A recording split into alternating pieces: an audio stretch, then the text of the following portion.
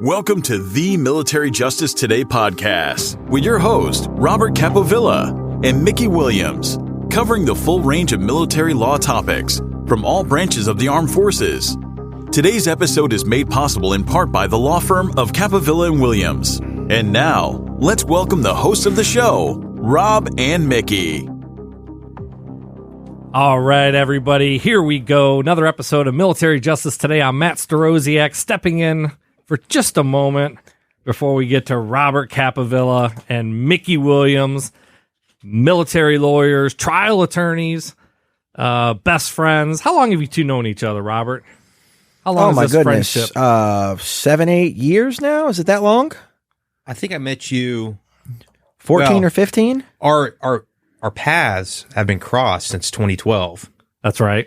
Right, I think we told that story We about did. how I took his. That's right. That's right. You took his What place. an incredible coincidence. Wow. If it even is a coincidence. And we didn't officially meet in person, even though spiritually we already knew each other, whether we wanted to admit it or not.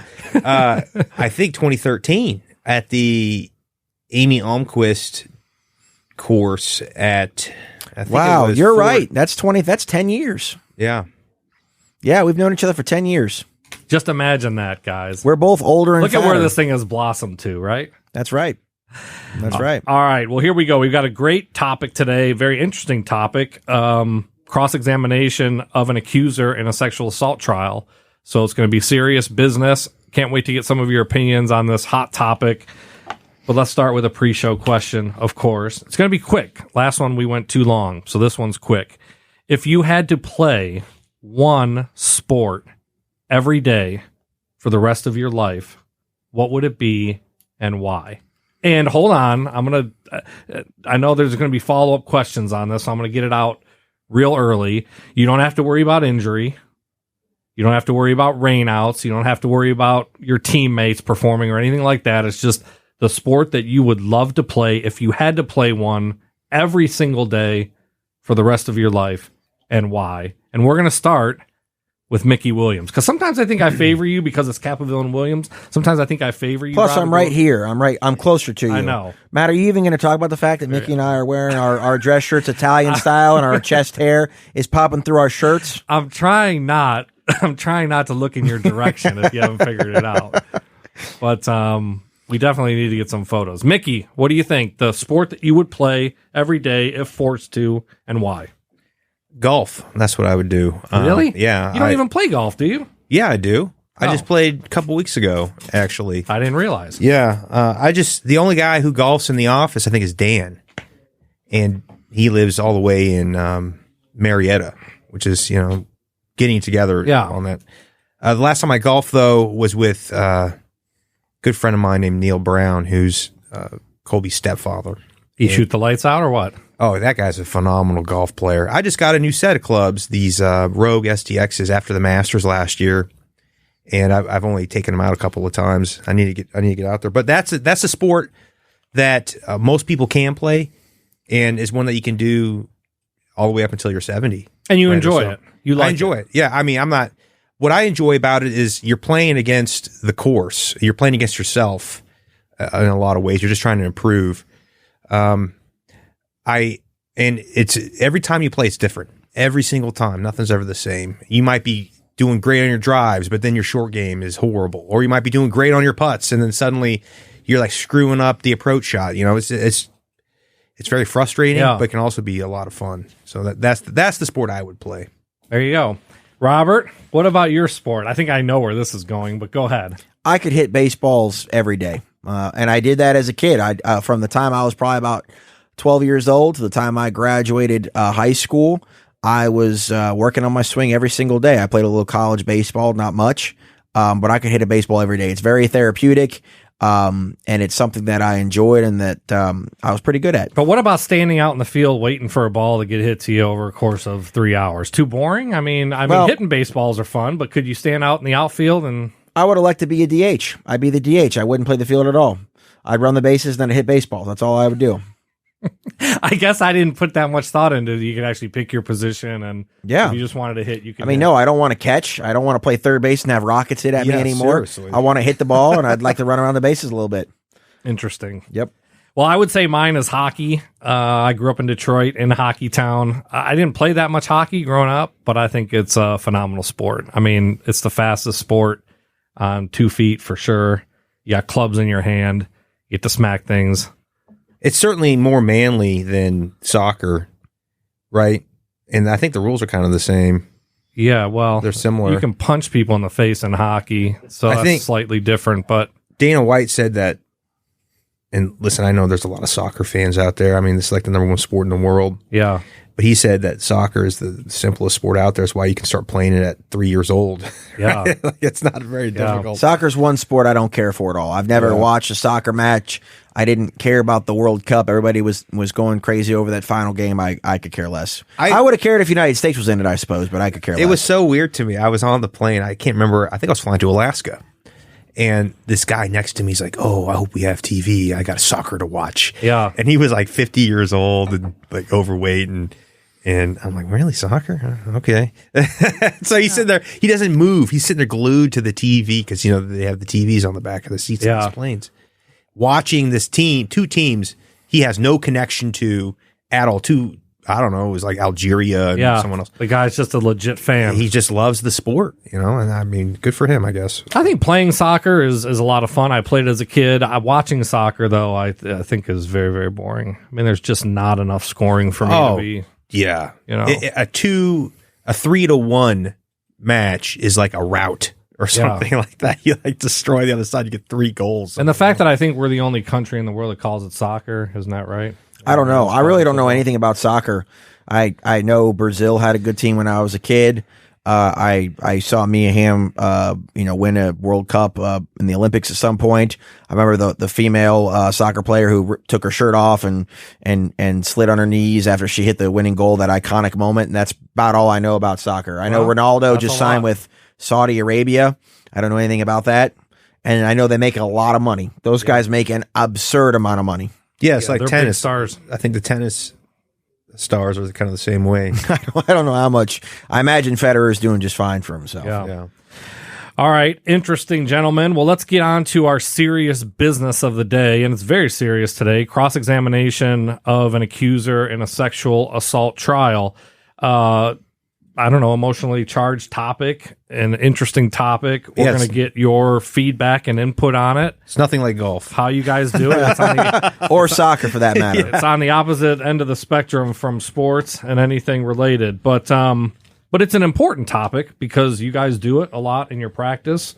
You owe a competent and passionate job to your clients when you're doing this particular part of a trial, as well as the other we've covered in other episodes. But let's talk about it. Let's get right into it. Cross-examining an accuser. Let's first talk about the process of kind of getting the questions together and what that looks like for each of you. So, Rob, let's start with you. When do you start? I guess when and how are usually the way we cover these. When do you start putting together the direction, the questions you're going to ask that accuser, and how do you go about doing it?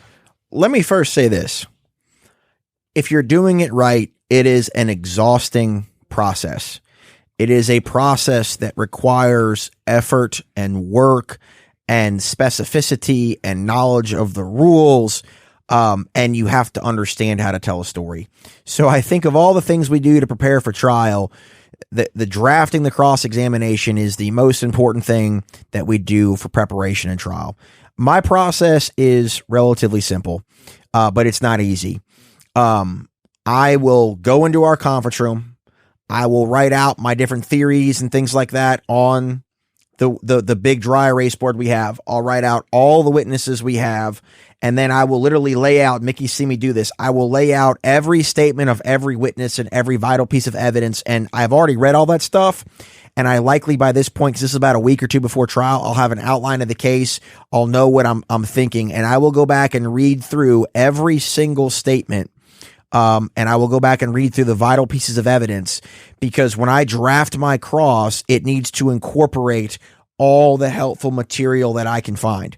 The biggest source of evidence that we have is always going to be the accuser's statements. And you've got to organize those statements. You've got to know what days she talked to OSI or CID or NCIS. What did she tell her friends? What did she tell her best friend? Are there inconsistencies? And I will usually take a day, believe it or not, just preparing to write my cross-examination. Right. I will have kind of an outline. I'll know my different chapters, and that's the next point I want to make. Well, hold on a second. Let me stop you there, if I may, because I think it's fascinating how you said you go into the conference room and you start putting it on the whiteboard. Tell me a little bit more about that. So, are you literally writing small statements on the board, walking away from it, looking at it? I mean, how are you getting that stuff together physically in that room when you're starting the process? I don't. I just have a list of the witnesses, and I have a list of the physical evidence that I think is important, and I'll have just my 4 or 5. Usually I'll start with 4, 5, 6, or 7 themes, and I'll narrow it down. I have to see that to understand the context of my case. I'm a visual person. I've got to see that to understand what I need to review to make sure I get this cross right. So for me, it's just a matter of looking at it. And then typically speaking, I will be able to look at a witness name and then I'll go, oh yeah, she told that witness, the accuser told that witness that, she thought my client was really good looking and couldn't wait to spend the night with him. And then I'll just go back through. Usually I'll have highlighted my first time going through the investigation. I highlight in green everything that's helpful for cross-examination. And then I'll print those statements out and I'll kind of know what I'm looking at.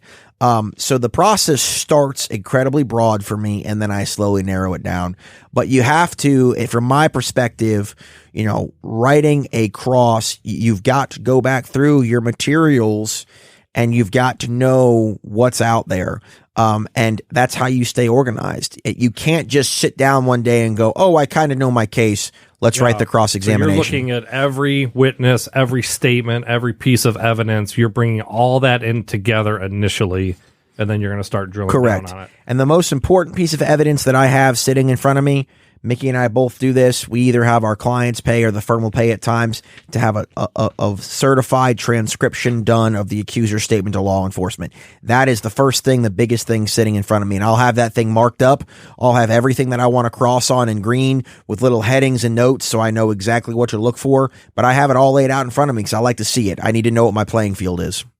All right, perfect. Let me get Mickey in here. I know you've got more to add, Rob. We're going to have 30 minutes of adding it starting in a moment here. But let me get Mickey in here. Mickey, how do you start your process? Is it similar to Rob? Do you lock yourself in a room, start putting things together, bringing it all in, or how do you do it?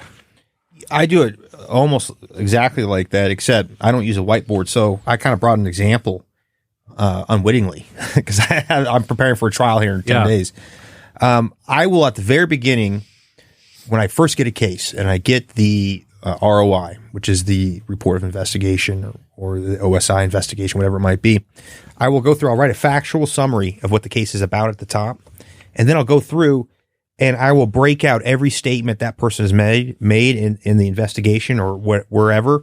And I'll put it in here under each name. And you'll see there's like BS3, BS1. Those are bait stamps because they're usually bait stamped. We're all bait stamped it myself, which is basically a pagination. Mm-hmm. So I know where to look for it. And then I'll even take actual examples that they've written and put it in there. So I know what to look for when I need to cross-examine them. And then what I'll do is I'll take this is like my template, and I'll go through and I'll draft my crosses based off of this, and I'll create a witness binder. Rob's seen this witness binder. It's usually 3-4 inches thick, and it'll have every witness in there that I'm crossing or directing or whoever or whatever, possible rebuttal witnesses, and I'll have every statement that they've made based off these bait stamps. I'll have a copy of it so I can impeach them or refresh the recollection or whatever on there. So it sounds like your process is similar in the fact that you both grab every statement that's been given related to the case, and you bring that into whatever process you're going to start moving forward from that point. How many statements are there a lot of times? The reason why that's important, Matt, is because you have to, cross-examination is about controlling the witness, getting out the facts that you need, and the best way to control a witness is with their own statements. So if they get up there and they say something differently from what they've said, which they will do, every single time, you get up there and you hit them in the head with their statements, their previous statements, and you do that 2 or 3 times, they're never going to disagree with you anymore because they know you got the goods. Yeah. And they know that you're just going to humiliate them now in front of the jury, and they're losing credibility each time they disagree with you, and then they have to come back and say, yeah, I guess I did say that, or whatever. Yeah. Right. Which I guess makes a couple things necessary. One is you have to know the statements well, right? Oh, yeah. You Yeah. have to be incredibly familiar with the statements. You need to recognize when they're contradicting them. We'll talk about both of those more in a second. But when I hear you talk about every statement that everybody's given, it sounds like a lot. It is. Yeah, It's trial. it can be. Is I it mean, it's dozens trial. and It's, dozens and dozens of statements? well, or- no, not every time. Most sex assault cases, there's going to be maybe 5 to 7 statements that you're really focused on. But typically speaking, the accuser statement could go anywhere from an hour to, so we've seen accuser statements, 12-hour, 15-hour recordings. And those have to be organized. The number one thing, and Mickey, I think, said it great about control, and the biggest mistake that I see junior counsel make, cross-examination is not the time to be general. That is the time to be freaking specific. Specific. And how do you get specific with a witness? You know what they said before. So, Mickey and I both prescribed to what the chapter method, right? From Posner and Dodd or whatever it is. We've both read the books. We prescribe to the chapter method. When I actually sit down and draft my cross, I create tables. Chapter 1, alleged victim cheats on her husband and only reports when husband finds out.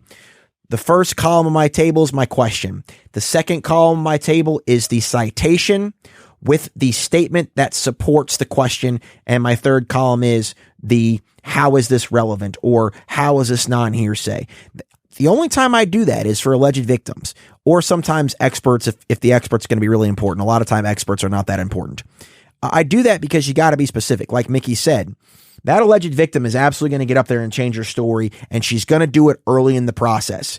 And when they do it, you have right there the statement that backs up in your table, or whether you do a table or not, I do tables. Right there, I have the statement that backs up the fact. For example, my last trial, alleged victim said it was an anal sexual assault case. Alleged victim said no. I did not say I never consented to the vaginal sex beforehand. I had right there the quote from her statement to OSI where she said, my client initiated vaginal sex and she consented to it. I hit her one time with that, calmly, peacefully, in control, not like an aggressive maniac. Guess what? Never had another time during cross where she didn't give me what I wanted. All right, so and my ignorance is going to show here, but let me ask a couple of questions for those folks out there who might not be practicing military lawyers on the topic. First is, when you say the accuser statement, is that an audio recording? Is that a written statement? Is that notes from a police interview? What are the statements? And again, forgive me for not knowing, but it's all those. It could typically the first one is called the outcry statement.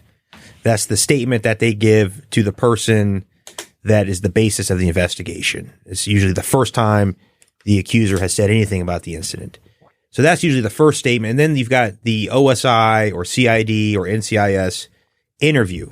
That's the interview conducted by the investigating officers.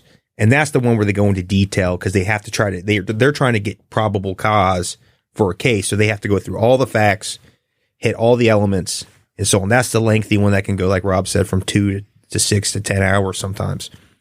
And then they have statements, they re-interview them a lot of times, because what will happen is they'll take that statement, then they'll start questioning witnesses, then they'll get some conflicting information, and they want to go back to that accuser and tie up some loose ends, right? So then when they give the investigation over to the JAG Corps, they covered all the bases. And you're entitled to all those statements. 100%. Right? Oh, of course. You're entitled to all those statements. Well, what's interesting, we're entitled to every statement that they've made as part of the investigation. Within the government's control. Within the government's control. But the government is allowed to do their own interviews, and they don't have to turn those over until after they testify under US v. Jenks. So you can get in a situation where you're getting statements right after the accuser testifies. Really? Yeah, that can happen. Well, they have their mandatory disclosures, right? They've got their Yeah. Brady disclosures and their Giglio disclosures. And what Mick's talking about there is the Jenks Act that says if the defense stands up, and I think this is RCM 914 or That's right. RCM 914, where the defense stands up and they can make an objection. If you know a statement's out there as the defense counsel and you don't have it, you can make the objection after the alleged victim testifies. And if the government cannot produce it, the judge can disregard the testimony by the accuser. I've had that come up in one trial this year, and it was with the alleged victim's original what they called sharp complaint, and that it was, at the time, she made it restricted, and the government said, yes, we have it, but we're not going to turn it over. I stood up, I did an RCM 914 objection, and the government or the judge ordered that the statement be turned over, and it was helpful. But that's what Mick's talking about there. All right, and then Rob, you had mentioned the chapter method. I'm not familiar with that. Can you explain a little bit more about what that is? You had mentioned tables right after that. Are the tables part of the chapter method, or? Yeah, so defense counsel that are listening to this, understand how you organize your cross is vitally important, because while you may know your case really, really well, guess who doesn't? The panel.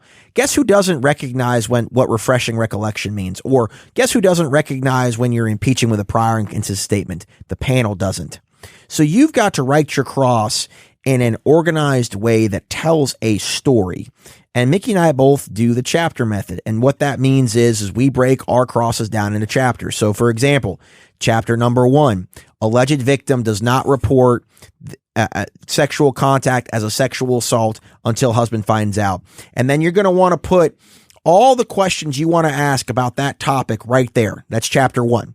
Right? Second chapter, sometimes I'll say alleged victim makes statement to outcry witness that is inconsistent with statement she made to OSI. And then I have all the questions right there. Third, sometimes I'll have a chapter that says alleged victim consented to the sexual contact in question.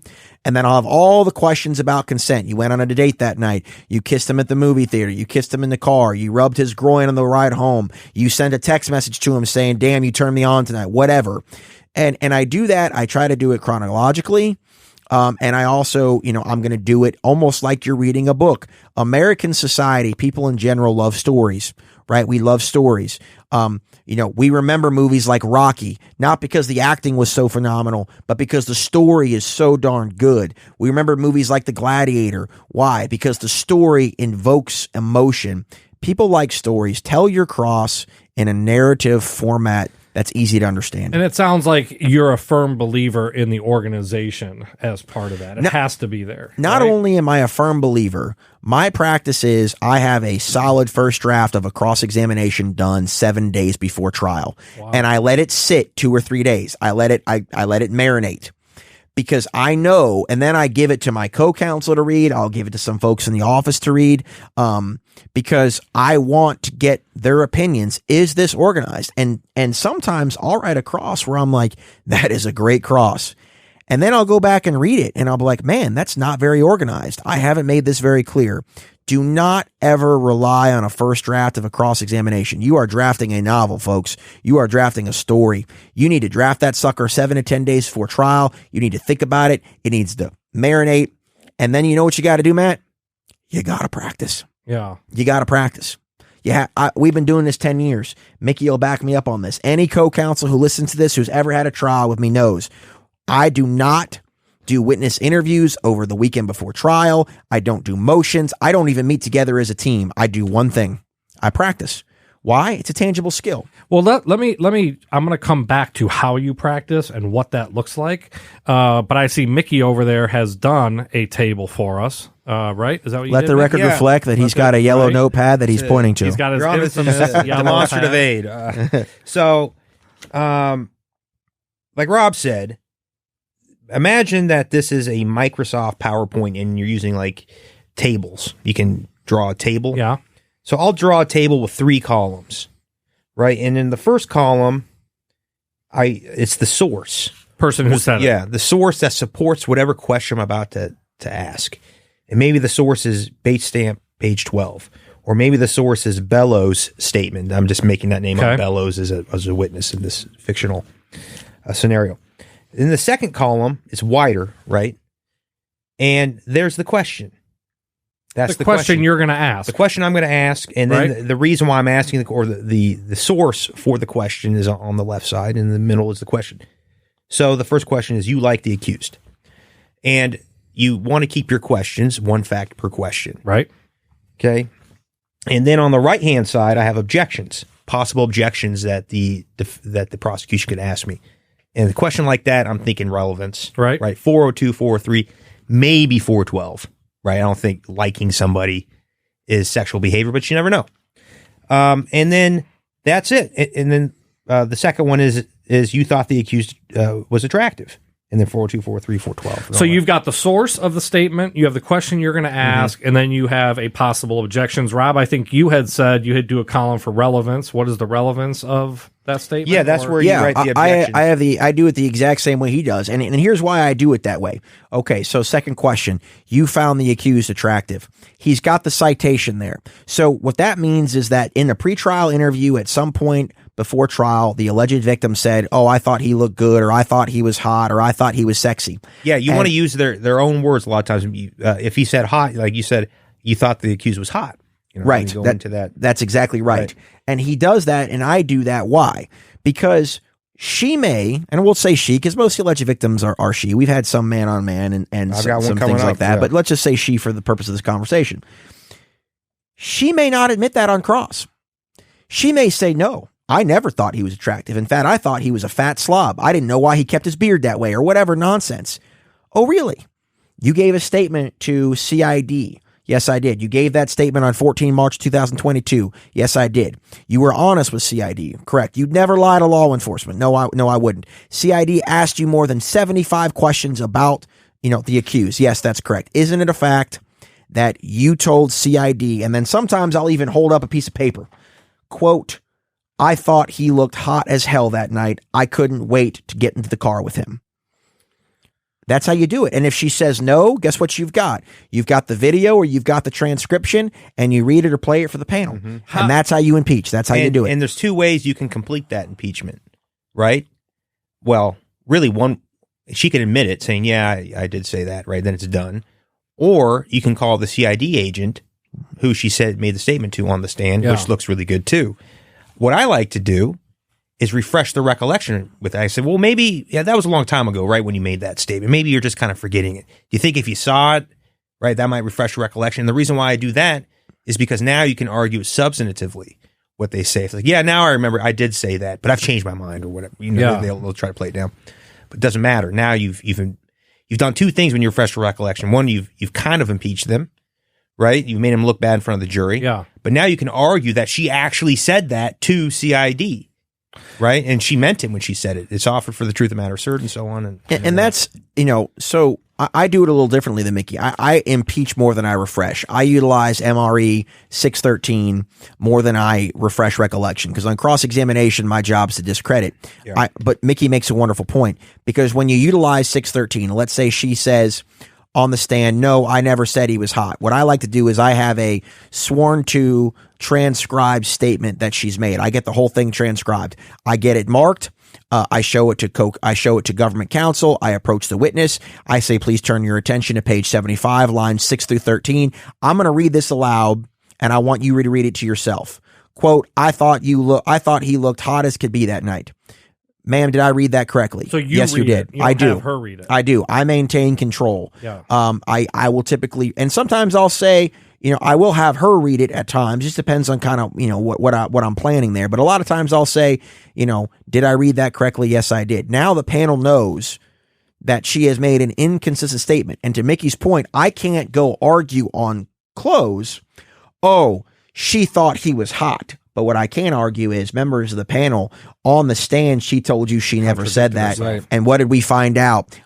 She told law enforcement. She thought, why is she lying? Yeah. Well, I mean, there's strategy to everything. So you got one thing you have to be careful about with refreshing recollection is there is an opportunity for the other side then, out of fairness, to look at whatever it is that you're offering to refresh your recollection, and they can offer that as substantive evidence at that point. They can say, "Hey, look at this in its proper context." And if there's a bunch of statements you don't want in that are part of that, that might be It coming might in. end up coming in. So you got to be careful. So sometimes the impeachment might be the better option. Let's stick with the topic of impeachment, because that's obviously, I think, a lot of this conversation when you're talking about cross-examining. So let's do that. But I do want to come back to your practice. Don't let me forget to come back to you how you practice for it, because I want to get to that as well, Rob. But do you ever impeach later, or do you always impeach immediately? In other words, if she makes or he makes an inconsistent statement, do you ever let it go and circle back to it?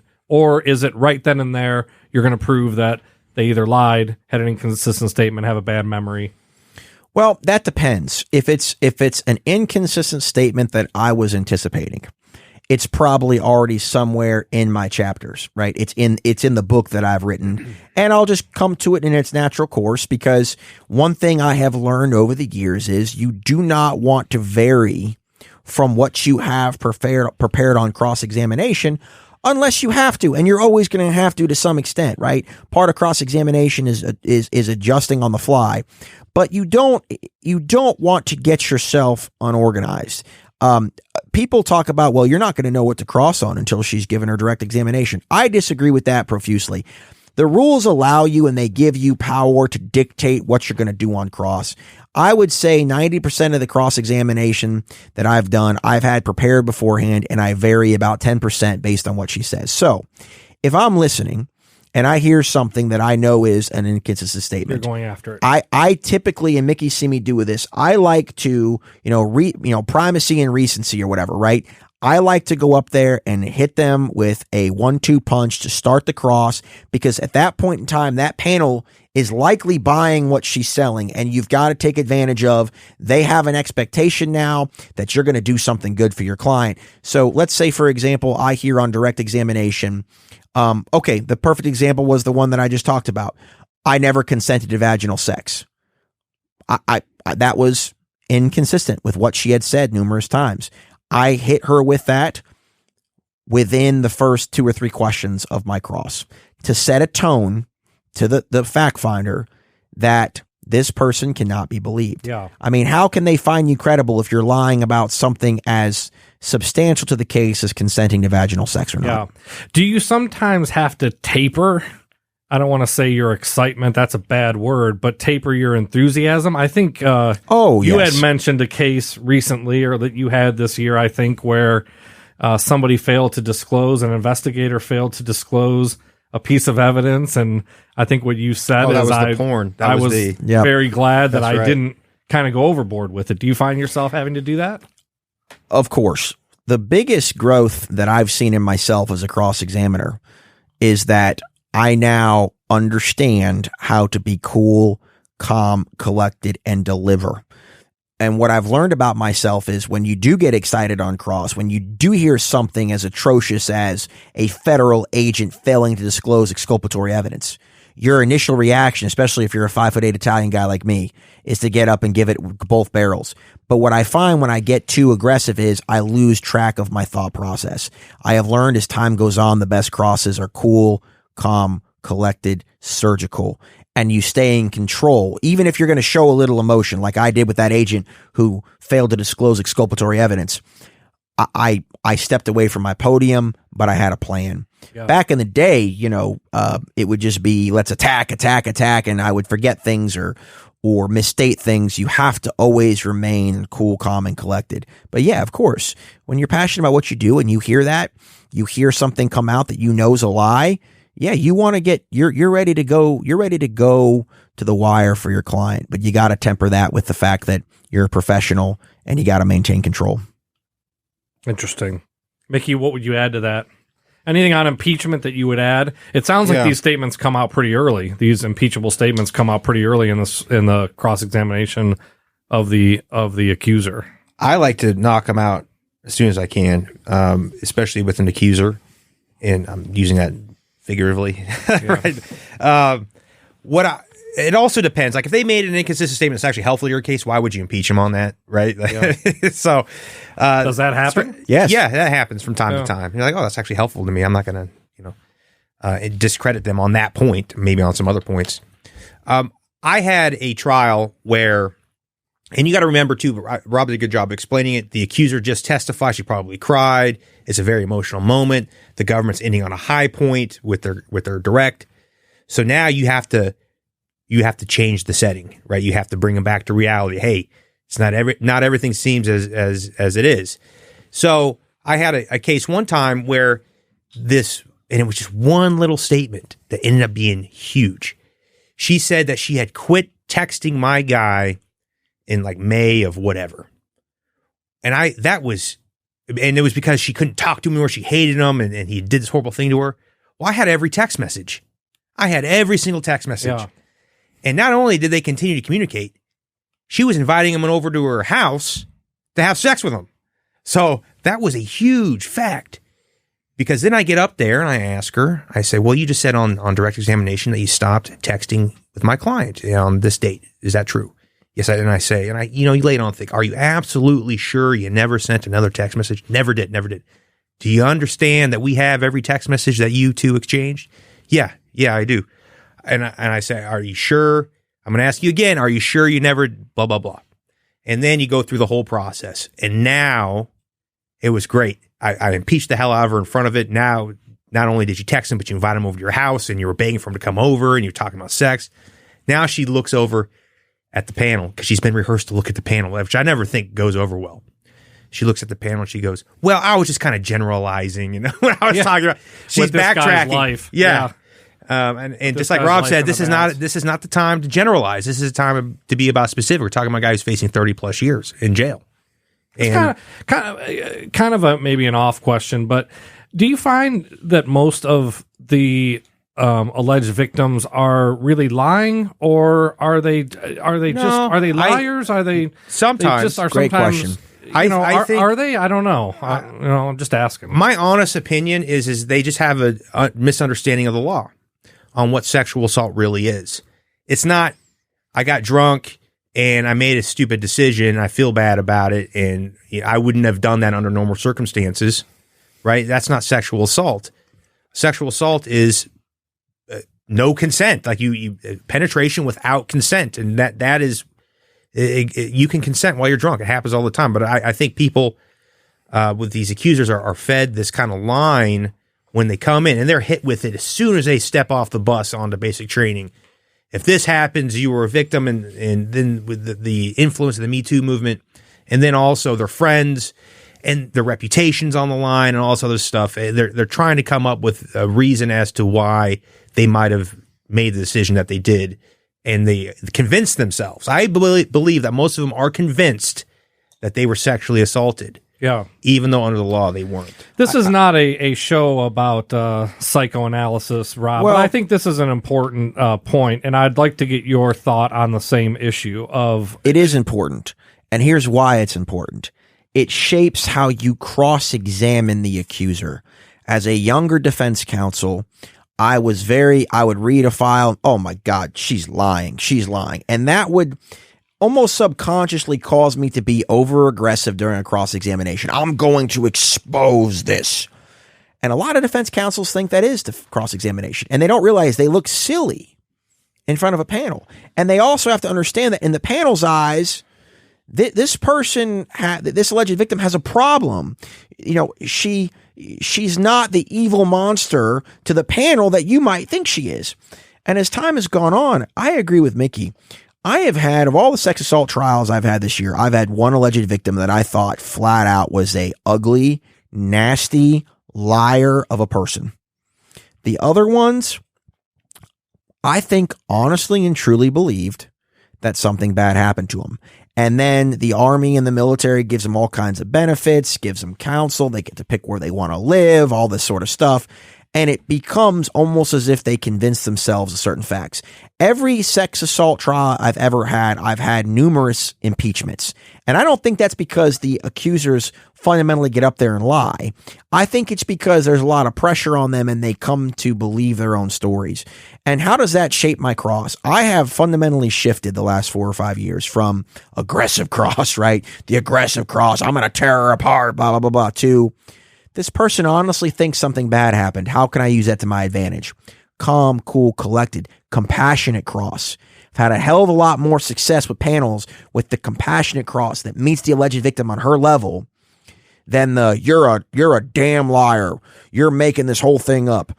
And I see so many young defense counsel make those mistakes that I made as a younger person. Meet the witness where they are. And you know what? It's okay to show the panel that you also care and respect the alleged victim for her right to make a statement. You adamantly disagree, and you're there to impeach her. But the panel doesn't want to see, on very rare occasions, as the panel wants you to see, truly get aggressive with an accuser. And so you think over the years you've gotten much better at determining and deciding and executing how forceful to be. Absolutely. Absolutely. Because I've learned the hard way, aggression can be my worst enemy. And an example of this would be the case I just had at Dyess Air Force Base. One alleged victim was a retired E7. The other was somebody who had been counseled 36 times for lying to her NCOs and was kicked out for essentially lying to NCOs. First alleged victim, cool, calm, collected, met her at her level, impeached her without being disrespectful and rude, got a lot of good information out of her on cross by meeting at her level. Now, you're still firm. You're still to the point. You're not asking open-ended questions. Sure. Second alleged victim, she started refusing to answer my questions. The judge was getting upset with her, and that was my invitation. She got incredibly disrespectful to me, and while I would never get disrespectful to her, it did grant me the opportunity to go after her a little bit more than you normally would. Correct. But even then, that's controlled. That's controlled. And you never meet the witness on their level. A lot of times, the more aggressive they get, the more reasonable you want to appear. Right. Right. And that wins you points. Yeah. So they've got to invite you in to be aggressive. I find aggressive crosses to be relatively ineffective the more experience I get. Mickey, how has your strategy evolved over the years with cross? Has yours in the same way as Rob's, where you find yourself maybe less aggressive in instances than maybe you were as a younger trial lawyer? 100%. I agree with Rob. I think I've developed more of it's more of like a science now. Somebody said to me early on in my career that a cross-examination is a raid. It's not a siege. So you're not there, you're not camping out for a long time. Get what you can and get out. Yeah. The only exception to that would be the accuser, I would say. You got to be in there a little bit longer.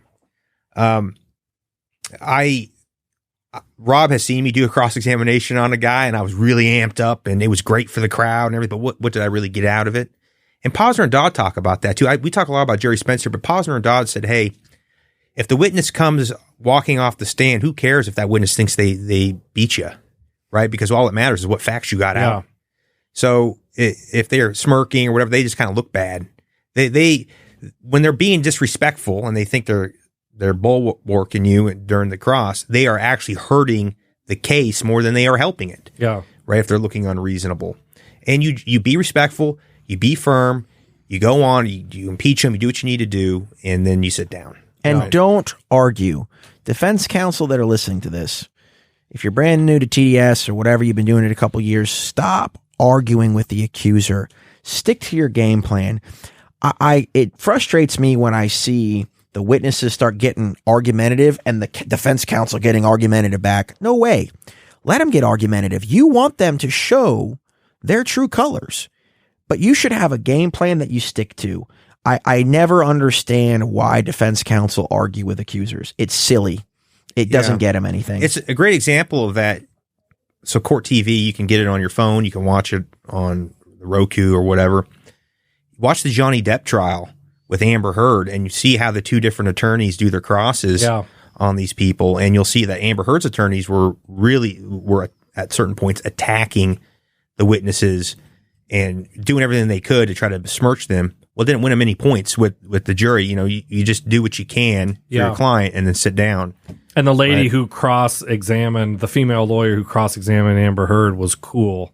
Just like Rob, cool, calm, collected. Yeah, she did a great job. Knew exactly where she was going. You have to be in control at all moments. And I don't care who you are. If you start acting on emotion, you are less effective for your client. And that's coming from a guy who has been there and done it. I've had crosses where I've argued with the accuser or a witness, and I've never come out on top. My best moments have been when they start arguing and getting disrespectful. I actually become more reasonable because you know who I care about? That panel. And I want that panel to look at me and go, you know what? I kind of like this guy. That's kind of I kind of like him. I trust him. That's kind of like when you're out at Gustan's and you're drinking on a Saturday night and you see one of your friends getting really drunk. You stop drinking. You're kind of like, I don't want to end up like that. So, it's exactly like that. It's interesting to hear you say, though, and we're going to wrap this one up in the next couple of minutes, but it's interesting to hear you say, as defense attorneys, that accuser can believe something bad happened to them. And it's not a crime. It's not a sexual assault. I mean, they're allowed to believe something bad happened to them. I know my medical malpractice attorney clients say that all the time. People have bad results all the time with medical procedures, but it doesn't mean it was medical malpractice. Right. And that person can have a bad result without. And so I think it's interesting to hear you say that. Yet in the same vein, you've got a job to do. That's aggressively and vigorously defend your client. And you're not going to let something slip. Correct. Right? I mean, I'm at my best. I'm not going to speak for Mickey here, but I'm at my best when I convince myself to respect the accuser and to respect her position and to respect her right to make a complaint. Does that mean that I think we should be at a contested court-martial? No. I think the military goes forward with cases that the civilians laugh at. But we're there. I have no control over that. I am at my best when I respect the accuser for taking the stand and putting herself on the line as well. Because when I respect the accuser and I convince myself that I've got to respect her, well, then that is going to cause me to be more reasonable. Not less surgical, not less aggressive per se, but more reasonable. And that's when I get the best information from the accuser. If I'm going in there and attacking unnecessarily, if I'm going in there emotional, if I'm going in there to tear her apart, I'm not going to do it. I will tear the witness's credibility apart when I'm thinking rationally and I'm acting cool and calm. You'd be shocked at what you get. Yeah, balance. Mickey Williams. Yes. We're going to wrap it up. Any last thoughts on we could have done 3 shows on this. We never did come back to how you prep for it. But maybe we'll come back to it with another episode. But any closing thoughts on cross-examining an accuser or advice to give to maybe less senior counsel out there that's doing it? To me, it's the most important part of trial, and so you better be prepared to do it. Don't lose your cool, right? You've got a plan, stick to it. Sometimes you have to go outside that, and that's fine. Just be prepared for it and practice, like Rob said, practice your foundations because they're going to come up when you do impeachments or you have to refresh. Know how to do that. Know how to do a recollection recorded refreshing if you have to, because you can get that in that way if it's a business record or whatever. And just be prepared to go. And then understand this. That's the most stressful part of trial is the cross-examination of the accuser. And it's usually the first thing that you do after your opening statement. So once that's done, it's smooth sailing as long as it goes well. So, well, let's come back and do another short episode on this. I think we should. I think there's a number of things. We didn't cover objections very much. Probably could do a whole show on objections, but we're going to wrap this one up here. Do we have, we've kind of made it a practice of doing a shout out to, I got a guy, co-counsel or to an expert witness or somebody that's helped you or worked alongside of you in a recent trial or hearing. Yeah, this was in USV Ratanson that I had a couple months ago, and I had a Dr. Alan Reed, who was my forensic psychologist, and he was a great help. And he's a retired Air Force colonel of 30 years, I think, something like that. And he was in, and we bounced ideas off of each other, and we won that case. And a lot of it I have to give to him because he gave me some great ideas about how to go in there and attack crosses. And he took notes for my close that I could get in there and use. So, right, Dr. Alan Reed, you can look him up. His forensic psychology consulting is his firm, and he does court martials. Well, great. Well, we thank him for his work on your case and for his service to our country. Well, gentlemen, a phenomenal episode. We will see everybody next time around. I think now we've covered opening statements, closing arguments, and cross-examination. So if you haven't listened to those other episodes, please do. And send us your feedback or your comments. We're going to do another show about the most interesting comments we've gotten on the podcast here shortly. That was a fun one last year. But until that time, signing off, Matt Staroziak, Robert Capovilla, Mickey Williams. This is Military Justice Today. Take care.